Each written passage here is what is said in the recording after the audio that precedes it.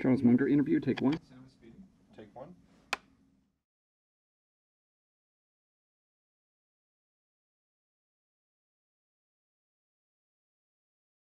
When I went back in 1959 to wind up my father's law practice, mutual friends introduced us. My father was the sole practitioner, and somebody had to go sit in his chair and wind up his practice. And it was during that period that I met Warren. When I first met Warren, I recognized immediately that he was a very intelligent person. And of course, he was interested in the subject that I was also interested in, which was the process of being a successful investor.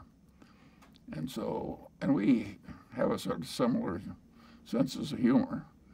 And we had a high old time probably making ourselves obnoxious to the other people in the room. We both came from Omaha. We both worked in his grandfather's grocery store. So we had a lot of common experience.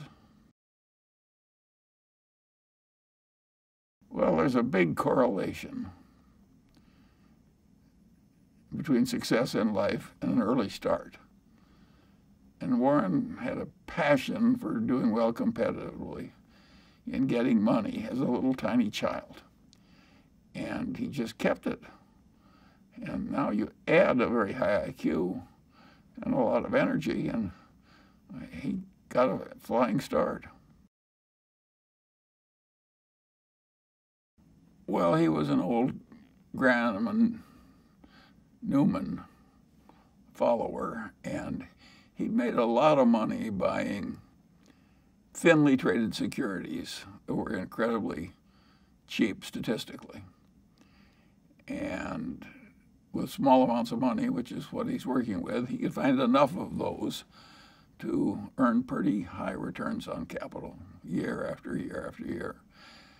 Now, occasionally, the market would give him a big security to buy instead of an obscure. And the first one I remember of that kind was American Express, when the salad oil swindle pretty well clobbered that stock for a while.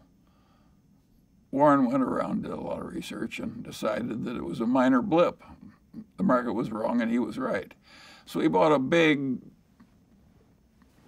A-rated security and made a lot of money. But mostly he was buying more obscure securities that were incredibly cheap. Well, he always said it was less distracting to be there among all the rumors and action in Manhattan. And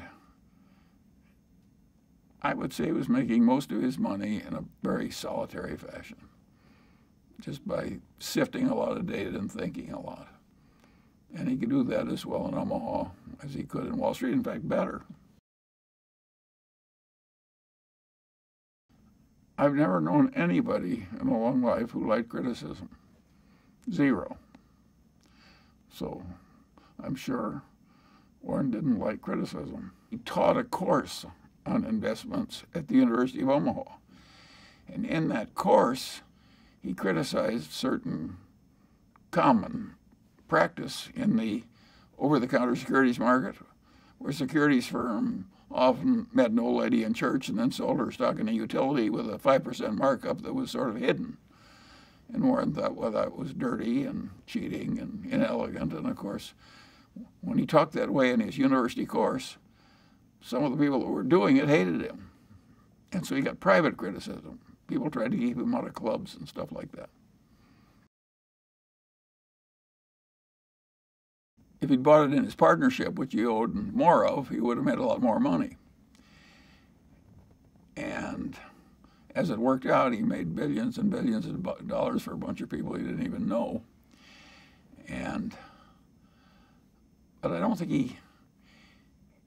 he can call it a mistake in that sense, but I don't think he regrets it. It's given him a public platform. It's enabled him to, in effect, teach what he wants to teach. No, I think if you offered him to live his life over and said you can go back and buy National Indemnity in your partnership instead of in Berkshire, I don't think he'd do it. One of the reasons Warren's successful is he's brutal in appraising his own past. He wants to identify misthinkings and avoid them in the future. And in a narrow financial sense, that was misthinking. But I would say in a big sense, it was fortunate misthinking because his life worked out better. We're social animals. We're supposed to help one another. And we can do it in various ways. And there's nothing that helps people more than helping them get rid of a wrong idea and replacing it with a right one. You know, it's like God's gift. And since we're trying to avoid sin and error, helping other people avoid it it's a useful thing to do. I think the sort of solid Middle Western, unpretentious background helped. I don't think it would have helped if the Mungers and Buffetts had been at the exact pinnacle of Omaha society and been going to the fancy balls and owning the local newspaper or the local bank. I think then we might have worked out differently. But what I call a solid upper middle class background in Omaha, I think helped us both. Well, Warren was very close to his father. And of course he didn't like it. But Warren soldiers on. I think it just sobered him and hurt him. But both Warren and I could look at our fathers and see what they did right and what they did wrong. Warren's father was a strong ideologue, real old-fashioned right-wing ideologue, as was his grandfather. And his father was so intense about it that Warren just decided that it was a mistake. It cabbaged up your head to be that much of an ideologue. So he loved his father, but he didn't want to become that much of a true believer in anything. And so he avoided it. What happened by accident? He had that contretemps where the CEO of Berkshire Hathaway tried to cheat him out of an eighth, and he got angry and said, well, hell with you, I'll just buy more. And that was a pretty silly way to behave, as Warren has recounted in retrospect. But it's what he did, and the rest is history. It happened to make his life work better, not worse. But it was an accident that he chose Berkshire Hathaway. If the chairman hadn't tried to cheat him out of an eighth on an $11 price, there wouldn't have been any Buffett-Berkshire Hathaway history.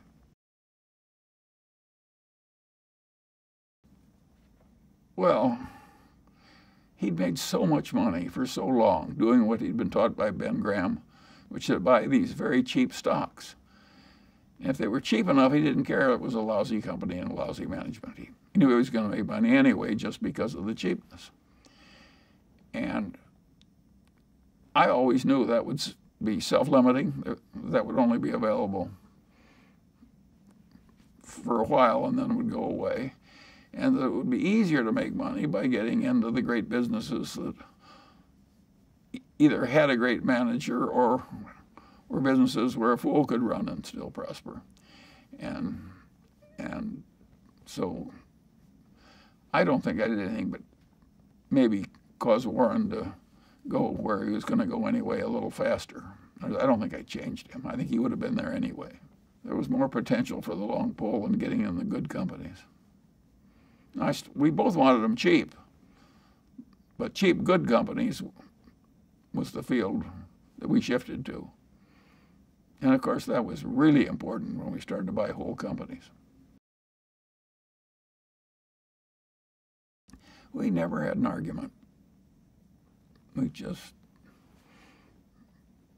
we just kind of roll with it easily.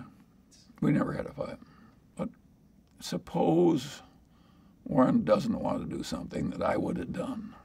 And suppose that happens 4 times over 40 years or something. What the hell difference does it make to me?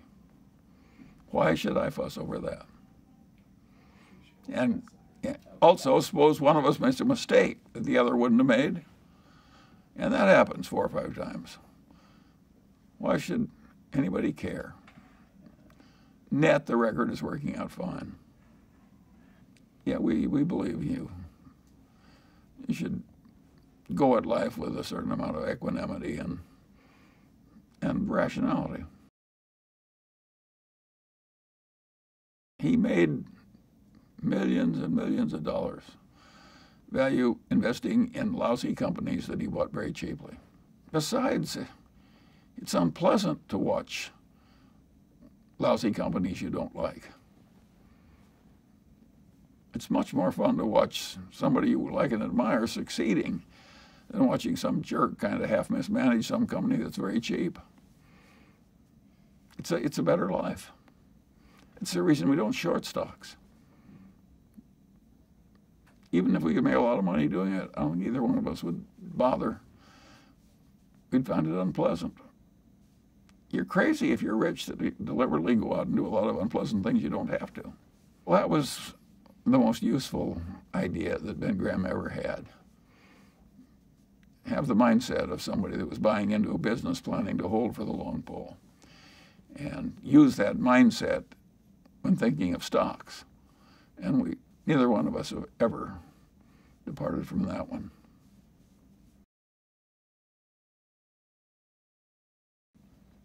Well, remember, Warren had a long history of buying stocks below working capital per share, hugely cheap securities. And by definition, they were all pretty lousy companies. And in Seas, we bought a really good company. In its field, it was the best in its part of California, which is pretty much all of California. And it had a wonderful product, a wonderful reputation, and so on. And it had a powerful trademark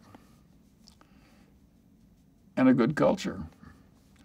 And we bought that and made so much money. It just was eye-opening how important these brands were.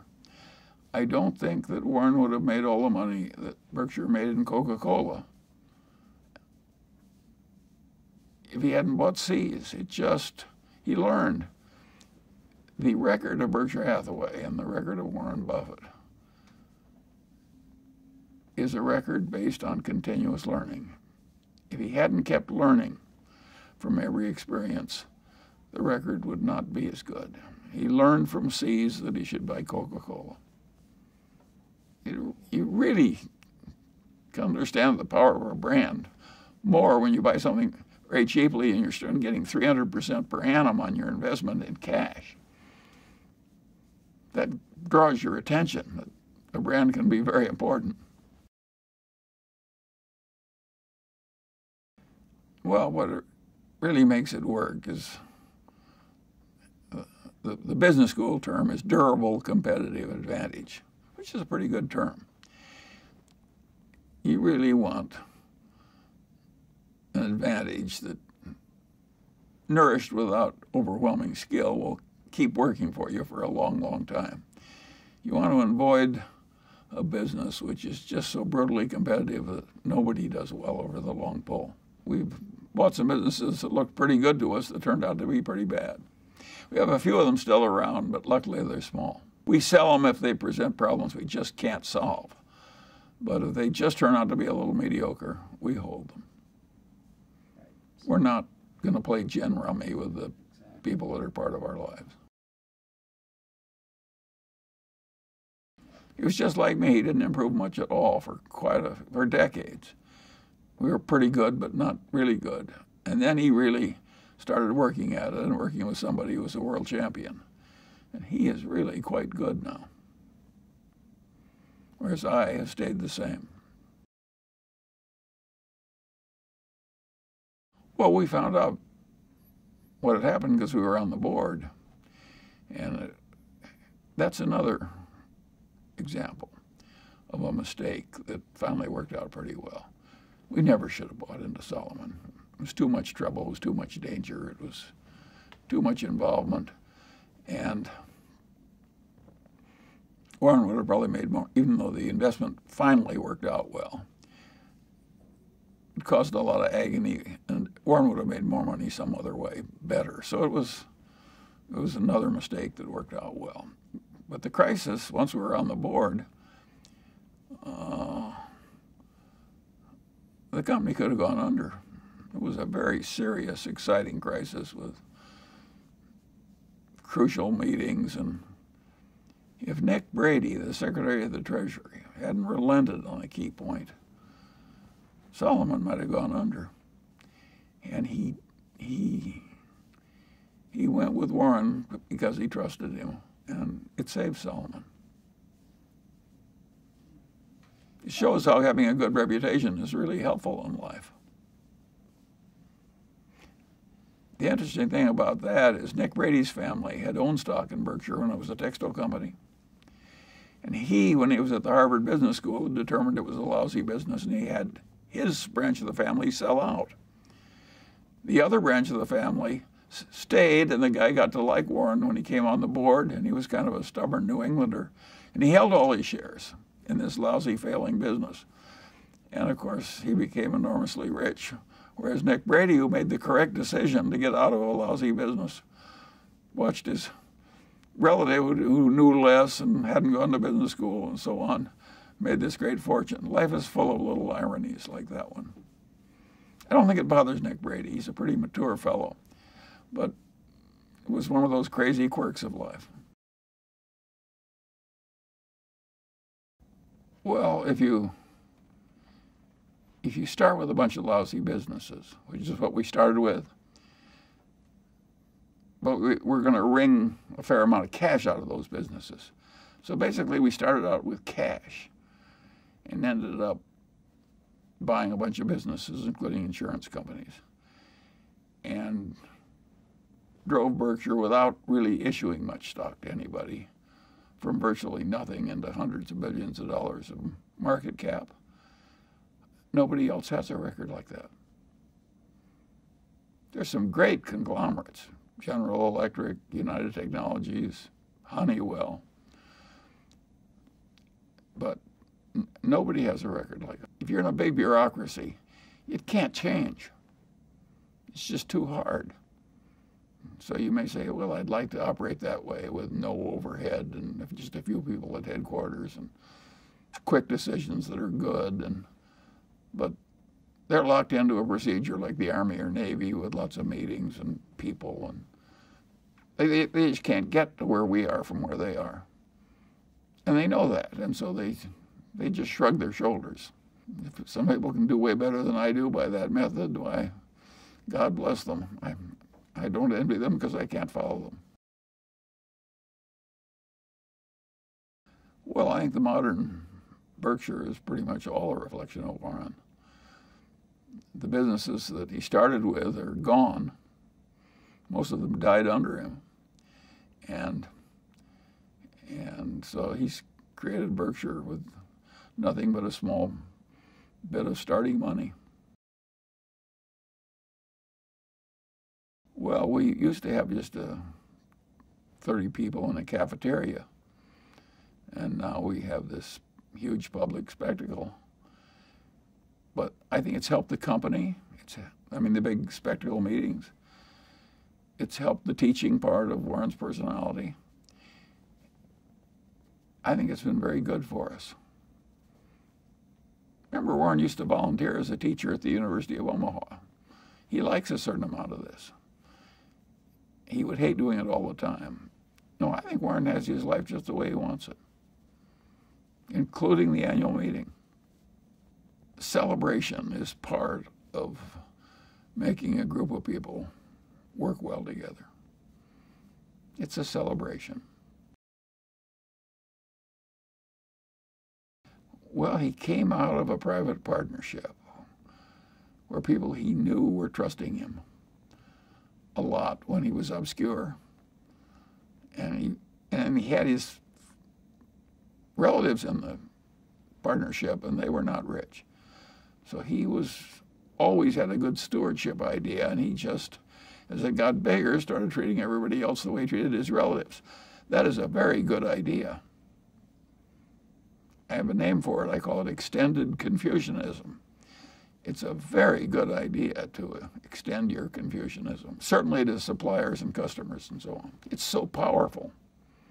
I constantly talk about Berkshire, a seamless web of deserved trust. It's such a simple idea. And then bureaucracy has so much dysfunction and evil buried in it, even when the people in the bureaucracy are not awful people. That running a system that has practically no bureaucracy at headquarters is hugely advantageous to Berkshire. I'll tell you how you do it. Have you ever seen a juggler juggle 25 milk bottles? How did he ever get to do that? The answer is he started with 1 bottle, and 2, then 3, and just kept doing it, and pretty soon he was at 25. And that's the way we did it. Now there's a limit. Maybe the guy has to stop at 25. And I don't think that is happening to us yet. Our return is slowing down, but Berkshire is still a collection of businesses that are above the average quality of the indexes. So it's a very respectable investment, even though it can't work the kind of miracles it did when we were young. That's a source of enormous satisfaction to both of us. Well, I think our philosophy is basically pretty universal. I don't mean it's the only way to get ahead, because there are a lot of different ways to get ahead in a competitive, scrambling world. There are even some rogues that get ahead. I have always loved the statement of one of the popes about Cardinal Richelieu. And what the pope said was,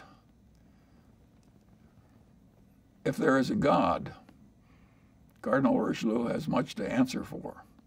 But if not, he's done very well. Well, there are a lot of people who succeed like Cardinal Richelieu. I don't want that kind of success, but a lot of people get it.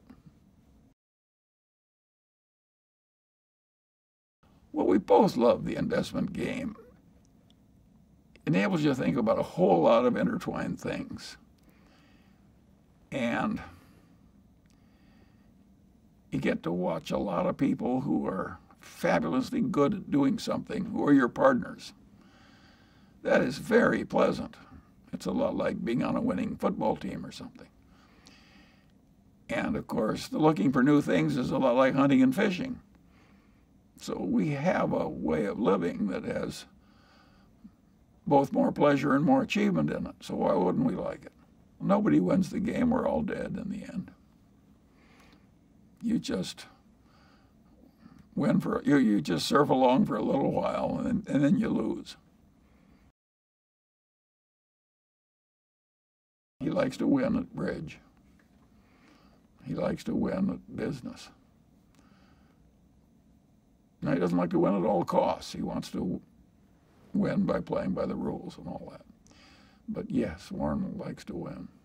Warren is so competitive that if you watch his life, you will find that he doesn't play what he's not good at.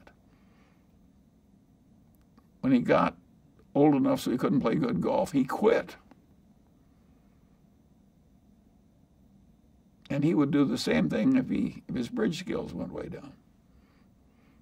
Warren does not like to play games he's not good at.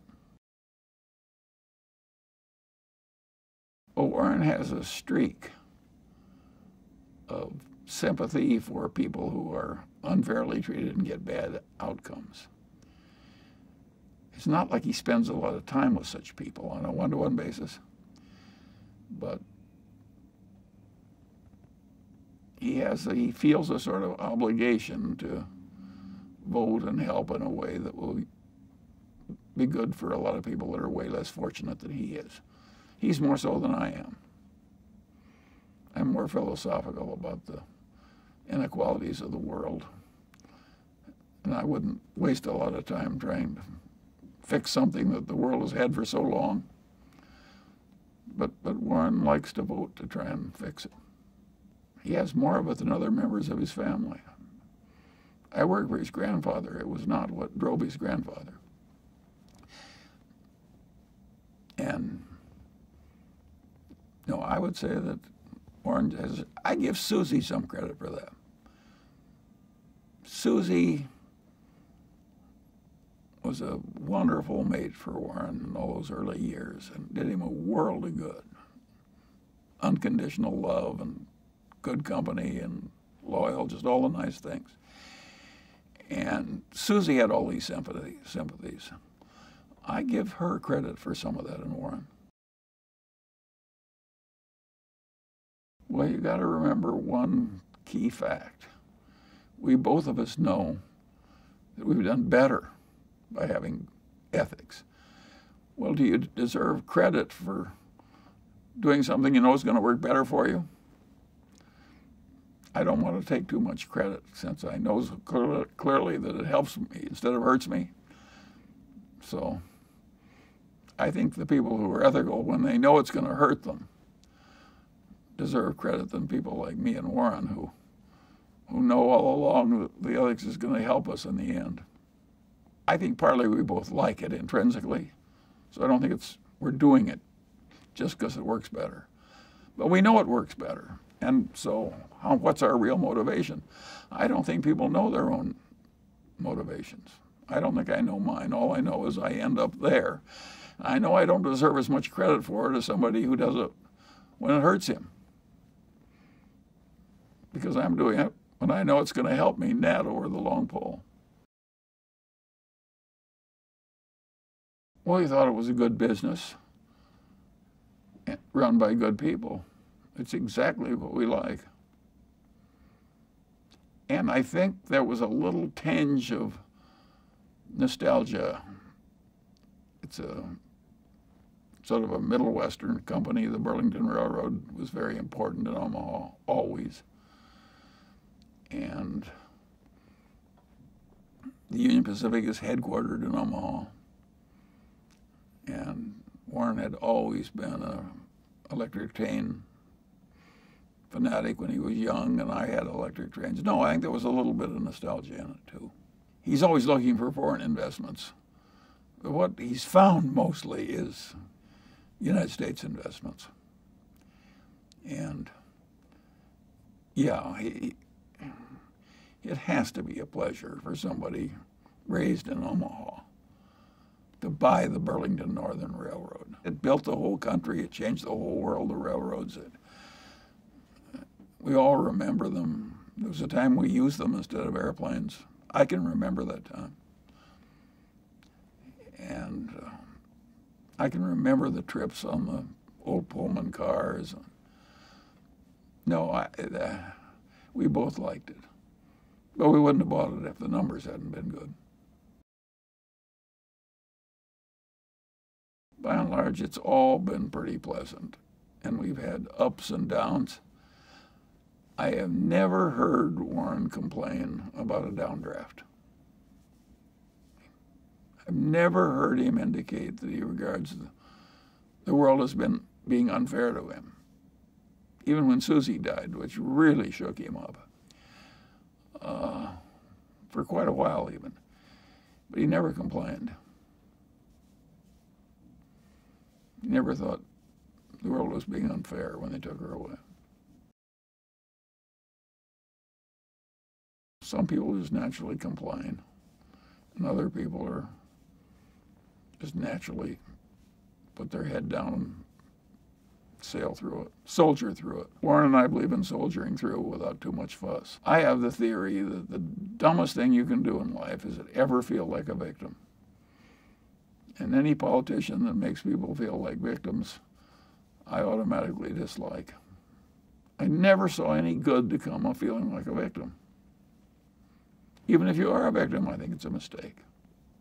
The Chinese were living in poverty, subsistence agriculture, in caves and so on, real poverty, hundreds of millions of them. And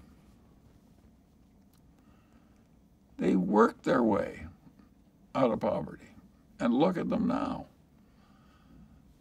How would it have worked if they said, no, we'll vote ourselves rich. We'll just raise the minimum wage. It's so much better to use the Chinese way. They just soldiered through and worked their way out. Well, I've always had the idea that if you pretty much knew all the obvious things you should know in pretty much all the disciplines, and used that knowledge routinely, and didn't go crazy or irrational or go into anger or resentment or a lot, that it would work very well. And so naturally, I've operated that way all my life. It was my way of getting ahead. I didn't get ahead by specializing. I got ahead by knowing the big ideas in all the disciplines. And that works if you're a wide-ranging investor, like me or Warren. It's not the way for most people to get ahead. And so we were very lucky to have the outcomes we did. I don't think either of us deserves huge credit for what happened. We're in the right place with the right family values, the right temperaments. And I'm sure we had some favorable breaks. But yes, I was lucky in that my grandfather Munger really believed down to the soles of his feet that rationality was a moral duty. That's just the way he was put together. And so it was very easy for me to pick up that idea. But even for people with prepared minds, we had better results than are at all common. So there was some luck in it. Amazing how you can go through a modern textbook in psychology, whole damn 1,000 pages, and in a subject that's been worked over by generations of academicians. You will not find people talking about the way that when you combine 4 or 5 psychological tendencies at once, you get a Lollapalooza effect. But it's a hugely important idea. And I don't know why a whole academic subject, I think the reason they ignore it is it's hard to do their little experiments that prove it. Listen, Berkshire is a Lollapalooza effect. There are several factors that intertwine, all moving in the same direction. Both of us prefer to make our money in association with people of merit. But if a marketable security was available in gobs on a horrible, mispriced basis in some lousy business, I think we might still buy it. The things are cheap enough, it sets the juices running. I'm not sure we're right to do that, but I think we might do it. It hasn't happened in a while. So we tended to drift out of it, but would we ever go back in? Well, Warren did those derivatives where he sold puts on the indexes. I think we'll make lots of billions of dollars out of that very easily. I think both of us believe the world would be better off without those derivative markets. But if they're there and it's mispriced, we act. They're for sale, it's a public market. There's no dishonor. But if you ask me as a voter, if I would vote the derivative markets like that one out of existence, I'd do it tomorrow. And Warren wrote the best and only letter when the options exchanges were allowed. He wrote a letter of objection. It was like the only letter. You really ought to dig that out and print it because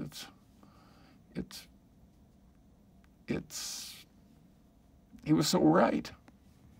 And it was so early and nobody else was saying it. So anything about Buffett ought to go back and get his letter about the derivatives in the option market. He said, we don't need these.